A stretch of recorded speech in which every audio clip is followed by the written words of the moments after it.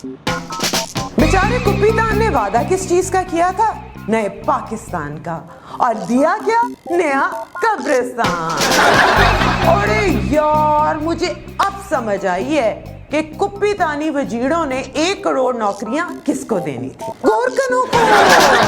ये होता है लीडर, ये होता है लीडर। लेकिन कुछ कमकले अभी भी कुप्पीदान की कब्रिस्तानी विजडम का मजाक उड़ाने से बाज नहीं आ रहे, साले एजेंट कहीं के। ये कम बखत अभी भी कह रहे हैं कि हमारे न्याजी एक्सप्रेस का कब्र को अजाब के बजाय सुकून की जगह कहने के पीछे लॉजिक जरा हाय शायर। वो न्याजी लॉजिक को इस शेर के जरिए समझा रहे हैं, ये लहद में बुए मैं थी जो ना आ सके फरिश्ते, मैं अजाब में ही रहता जो ना बादा ख्वार होता। जैसे मुझे गालिब की जमीन पे कहे हुए इस शेर से पहले मीर तकी मीर याद आए और फिर हमीद हारून। अब हमीद हारून क्यों याद आए शायद ये तो मैं आपको ना बता सकूं, लेकिन मीर तकी मीर मुझे अपनी लौंडेबाजी वाली शायरी की वजह से याद आया।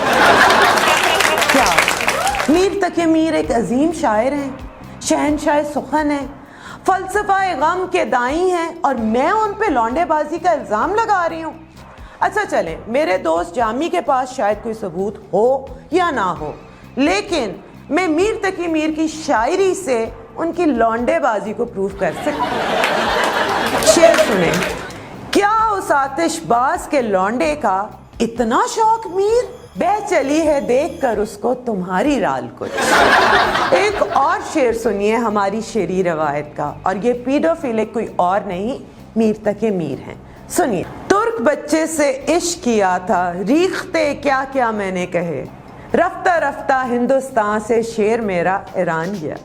एक और अजीम शायर हैं आबरू साहब, उनका शेर भी सुन लें। जो लौंडा छोड़कर रंडी को चाहे वो कोई आशिक नहीं है, बोल हवस है।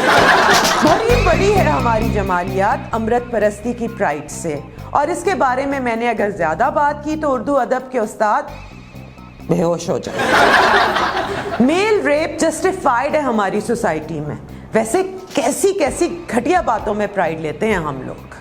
आप अपने जोक्सी देख लें, बड़े फख्र से बताते हैं कि इस शहर से जब परिंदा गुजरता है तो सिर्फ एक पर से उड़ता है, दूसरा पर पीछे रखता है कि कहीं हम बेचारे परिंदे की ले ना लें। शर्म हमको मगर नहीं आती। आप अपनी गालियां सुन लें, मैं उसकी मार दूंगा, इसकी मार दूंगा, मैंने उसकी बजा दी, इसकी बजा दी। बंदा पूछे कि आपने बजानी किससे बजवा के सीखी? ये है मर्दाना बर्तरी का स्टैंडर्ड हमारे यहाँ। तो फिर कोई मेल रेप विक्टिम पे क्यों रहम खाए, क्यों इन्वेस्टिगेट करे कि वो सच बोल रहा है या झूठ बोल रहा है? जी, लेकिन डॉन इस हसास सब्जेक्ट पे बोले या ना बोले, लेकिन मैं चुप नहीं रहूंगी, क्योंकि अगर एक पावरफुल क्लास का शख्स जामी मेल रेप विक्टिम होने के बावजूद इतना मजबूर है, तो ज़रा उन कमसिन गरीब मासूम बच्चों के बारे में सोचें जो रोज़ाना हमारे स्कूलों में, मदरसों में, गली में, मोहल्लों में रेप होते हैं, और उसके बारे में बात सिर्फ इसलिए नहीं की जाती क्योंकि सोडमी हमारे माशरे में जुर्म है ही नहीं, बल्कि ये तो हमारी मर्दानगी का, मैस्कुलिनिटी का एक्सप्रेशन है। आज इसी मौजू पे बात करने के लिए हमने दावत दी है वाइजा रफीक को, जो कि एक लॉयर हैं, अपने प्रोग्राम जिसका नाम तो आपको अभी तक याद हो ही गया होगा, पास कर या बर्दाश्त कर। Thank you so much वाइजा for being on my show. Pleasure to be है। सबसे पहले मैं आपसे ये जानना चाहती हूँ कि मेल रेप हमारे माशरे में, स्पेशली बॉयज़, छोटी उम्र के बच्चे बहुत ज़्यादा रेप होते हैं, इस पे कोई लॉ नहीं है? इसके अगेंस्ट, सॉडमी के अगेंस्ट कुछ लॉ नहीं बना? देखें इफ़त, मसला ये है कि हम अपने लीगल डेवलपमेंट्स में इतने पीछे हैं कि बहुत सारी इम्पॉर्टेंट और बड़े ग्रेव ऑफेंसेस ऐसे हैं कि जो हमारे लॉ में अभी तक डिफ़ाइन नहीं हैं। सॉडमी is one of them, mail rape जिसको आप कह लीजिए। हमारा पीनल कोड का सेक्शन 377 है जो अननेचुरल ऑफेंसेस के ऊपर बात करता है। अब अननेचुरल में जो अगर आप उसको देखें तो उसकी डेफिनेशन बहुत ज़्यादा जेनेरिक है।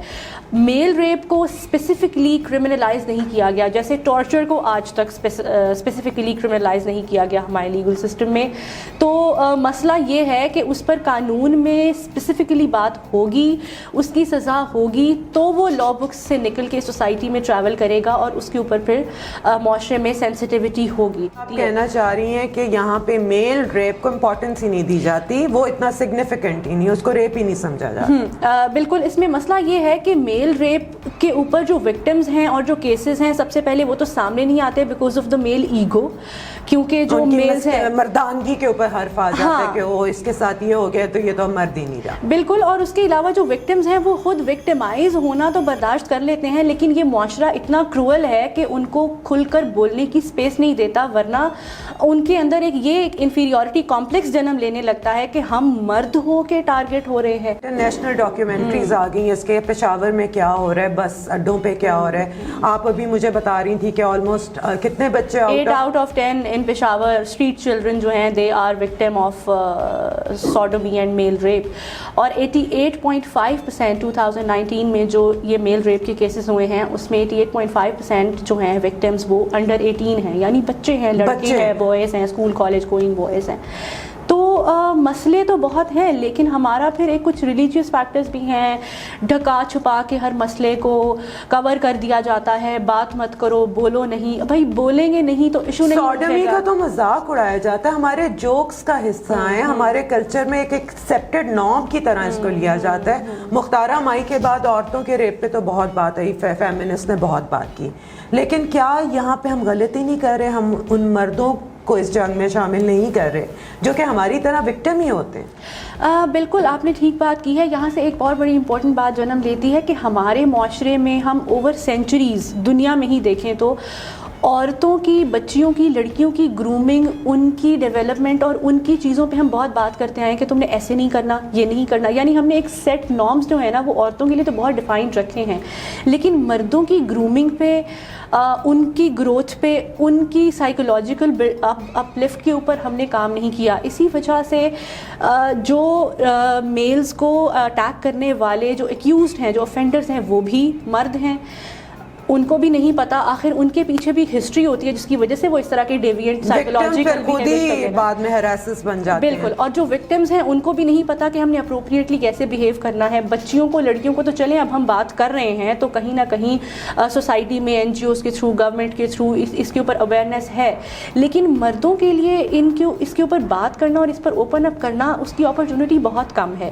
تو میرا خیال ہے کہ اس کے اوپر بھی ہمیں سینسٹائز کرنے کی ضرورت ہے اپنے میسز میں کہ a victim is a victim, چاہے وہ بندہ ہو چاہے وہ بندی ہو, جو offense ہے وہ offense ہے, it is irrespective of the gender. even transgenders کتنے ہوتے ہیں, اتنے ہوتے ہیں, transgenders کے اوپر تو خیر بات ہی نہیں کرتا, اور اس پہ تو بالکل ہی کوئی بات نہیں کرتا, وہ تو given ہے. لیکن بچے جہاں پہ انوالوڈ ہو وہاں پہ تو کوئی لا بننا چاہیے. ایز اے وکیل آپ کیا سمجھتی ہیں, ہمیں کیا کرنا چاہیے؟ دیکھیں, ایک تو سب سے زیادہ جو کیسز آتے ہیں وہ یہ مدرساز میں اور جو ریلیجیس اسکولنگ ہے نا, وہاں پہ جو فرسٹریٹڈ ہماری بیٹھی ہے کلاس آف پیپل, وہ offenders ہوتے ہیں. تو میرا خیال ہے ان کے اوپر چیک کرنا, ان کو ایک طرح سے پراپر ریگولیشن کے انڈر لے کر آنا اور اس پہ باقاعدہ طور پہ چھاپے پڑیں تاکہ ان چیزوں کو دیکھا جائے. بیکاز یہ اب دیکھیں 2019-20 میں ہمارے سامنے آ رہا ہے کہ مدرسوں میں ایسا ہوتا ہے, لیکن یہ کب سے ہو رہا ہوگا اور یہ ہو رہا ہوگا ہم لوگوں کو نہیں پتا, کبھی اس چیز کے اوپر بات نہیں ہوئی.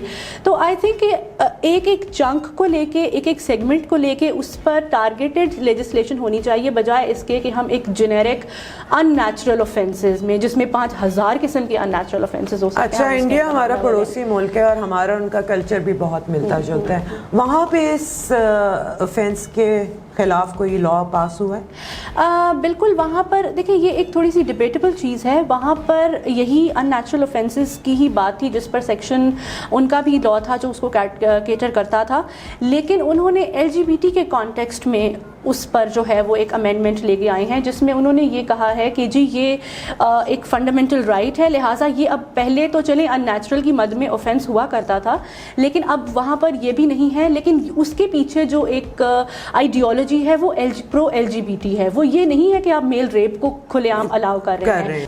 ابھی ریسنٹلی وائزہ جامی ہیز کم آؤٹ اور انہوں نے بتایا ہے کہ ان کا ریپ ہوا تھا, انہوں نے نام بھی لیا اوفینڈر کا.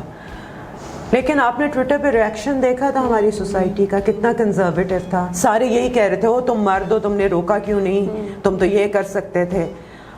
اس کے بارے میں آپ کیا کہیں گے؟ دیکھیں یہ ہمارے معاشرے کا سب سے بڑا المیہ ہے جس کے اوپر ہم ابھی کچھ دیر پہلے بھی بات کر رہے تھے کہ مردانگی has nothing to do with being victim. آپ کے گھر میں اگر ڈکیتی ہوتی ہے تو آپ مرد ہیں, تو کچھ مردوں نے آ کے آپ کے گھر میں ڈاکہ ڈالا ہے تو آپ مرد تھے تو آپ کیا کر رہے ہیں, اس وقت آپ یہ کویشچن کیوں نہیں ریز کرتے. یعنی آپ اس کو ایسے دیکھیے کہ ایک کرمنل بیہیویئر ہے اور ایک اس کا وکٹم ہے یا سروائیور ہے. تو اس میں اگر آپ مرد ہو کے بات کریں گے یا مرد ہو کے اگر آپ کے ساتھ زیادتی ہو گئی ہے تو مرد is but a human being. ہمارا معاشرہ کیوں نہیں اسپیس دیتا؟ دیکھیں یہ وہی کنونشنل جینڈر رولز ہیں جو چلے آ رہے ہیں, لڑکوں نے رونا نہیں ہے, مرد بچپن سے علیحدہ کر دیا, بہنوں سے علیحدہ کر دیا کہ فیمینٹ نہ ہو جائے, یہ نہ ہو جائے. ٹرو, مطلب اب مرد بنو, کوئی کچھ کہیں پہ کوئی ایسی بات آئی ہے جہاں پہ آپ کو اپنی بہادری فزیکل پاور دکھانے کی ضرورت ہے تو وہاں پہ جی ہاں یہ کیا ہے, تم ہمت دکھاؤ, تم مرد, یہ کیا لڑکیوں کی طرح رو رہے ہو. آئی مین اس طرح کی چیزوں کو ہمیں معاشرتی لیول پہ ٹارگٹ کرنے کی ضرورت ہے. ہر چیز میرا یہ ماننا ہے کہ قانوناً بھی نہیں ہو سکتی. وہ قومیں معاشرتی رویے چینج ہونے چاہیے. وہ قومیں جو ہوتی ہیں وہ بڑی آپ سمجھ لیجئے کہ ڈیوینٹ قومیں ہوتی ہیں جن میں قوانین بہت زیادہ ہوتے ہیں. The lesser the quantity of law the better the quality of the nation. اگر کوئی کنسرن بندہ ہمارا یہ پروگرام دیکھ رہا ہے تو پلیز سارے کام چھوڑیں, یہ بچوں کا معاملہ ہے. پشاور میں دیکھیں وہ ڈاکیومنٹریز دیکھیں جو ان بچوں پہ بنی ہوئی ہے, یہ بہت گریو مسئلہ ہے اور پلیز اس پہ کچھ کریں. And thank you so much Faiza for being on my show. Pleasure to be hair.